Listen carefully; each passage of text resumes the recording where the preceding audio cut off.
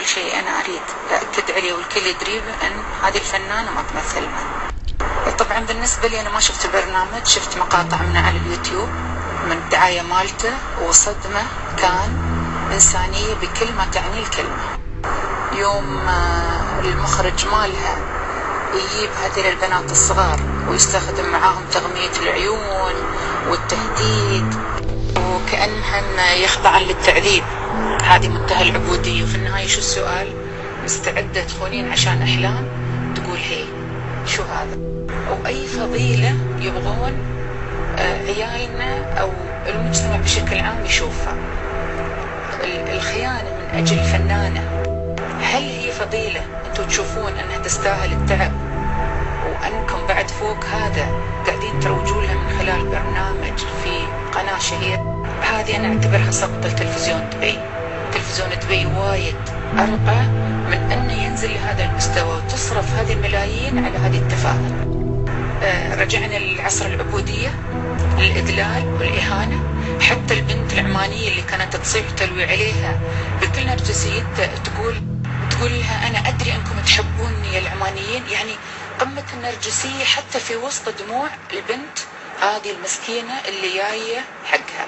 طبعا نحن ندري هذول جايين كلهم مساكين بحثا عن الفلوس، عن الشهرة، كلهم جايين بمقابل، وهذه كلها تمثيليات معدة خلف الكواليس.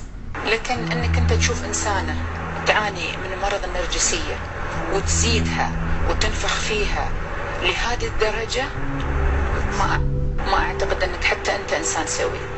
أنك تصدر مثل هذه الأفكار مثل هذه الشخصيات لمجتمع أنت تعرف شو هي قيمه، هذا منتهى الاستخفاف بعادات وتقاليد مجتمع محترم وله قدره وله مكانته بين الناس.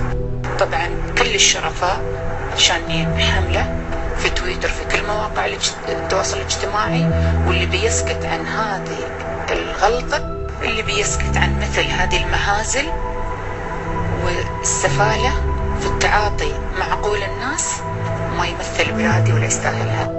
ملكة على شو وبشو، وشو هي الإنجازات، وغير كذي ملكة بإذلال الناس عشان يصيرون حلوميين.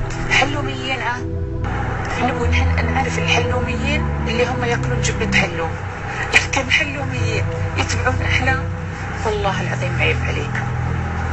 ومستعدين لبيع كل الفضائل، مستعدين للخيانة في سبيل أحلام. زي شو بتزيدكم؟